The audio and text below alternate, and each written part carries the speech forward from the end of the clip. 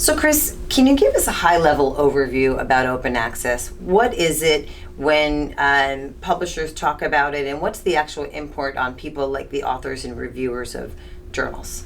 Certainly. So open access is a growing area within academic publishing, within scholarly communications, and it's based upon the idea that scholarly content should be free at the point of access. And so what that means is it's not just free to view, but it's able to be reused within certain limits as well. It's a really strong response from the community who believe that publicly funded articles and science in particular should be free at the point of source and not be only available for subscribers. As publishers, we're very much embracing this viewpoint. We still obviously have to have a responsibility to deliver revenues to our society partners and to the scholarly community as a whole, but it's a new business model that we're looking at very closely and working to develop further. So it's actually not a brand new business model. I mean, hasn't open access been around for approximately 15 years? And from a publisher's perspective, wouldn't you say that has come a long way in terms of sort of the embracing of open access? Absolutely, yeah. And I'd say that open access has been around for, as you said, about 15 years. I think in recent years, the trend is getting stronger. It's getting a lot of support from institutions. It's getting a lot of support from funders. The one I'd look at particular is something called Coalition S. Coalition S is a group of European funders and a US funder, the Bill and Melinda Gates Foundation, and they are making a move to say that the people they fund have to publish in what are known as gold open access journals. So essentially their content has to be free to the public as soon as it's published. So in essence, to recap, for any author who is funded by, for example, the Wellcome Trust, RCUK, Bill and Melinda Gates, they are required to publish in an open access journal. That's right. So open access and publishing in ASJ Open Forum, it seems like a huge opportunity, Chris. Are there any other options to do something similar in Aesthetic Surgery Journal?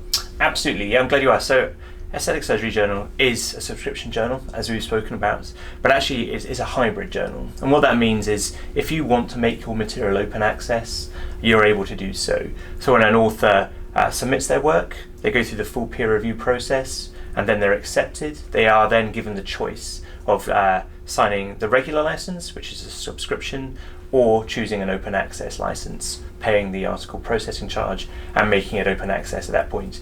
And at that point, it publishes in the journal as normal. It still appears in a print issue, but the material is open access, so freely available. And we do that, and we've been doing that I think for about 5 years now with ASJ, and probably about 10% of articles publish open access, maybe a little less. So it is already established for a number of people who clearly believe in this and believe in the positivity around open access. So I think there's one distinction that we should make between an open access article and something that's made freely available. Mm-hmm. So with every issue, Dr. Nahai, with gratitude to Oxford, is able to choose one specific article of his editor's choice picks that is made freely open. So talk to us about the difference between an open access license and those freely open articles per issue. Certainly. So there's two parts. So the first part is the free access is on a temporary basis. So obviously it's a subscription journal, and people are expecting to pay for content that only they can get to. So those articles are made free for a certain period of time, and then they're put back behind the subscriber wall. The other piece is around reuse. So one of the big differences with open access, rather than it just being free, is being able to reuse that content. So that means, although there's still copyright attached to it, an author, as long as they attribute it correctly, can then reuse that work. So if they were doing a presentation, for example, and they wanted about their paper, and they wanted to hand out copies of their paper, and it's under an open access license, they would be able to do that. So that's, again, a huge benefit of open access. Absolutely. So I think today we've talked a lot about the benefits of open access in general, publishing in ASJ Open Forum, and sort of what's to come in the future once the journal matures a little bit, and then some of the flexibility that exists already with ASJ.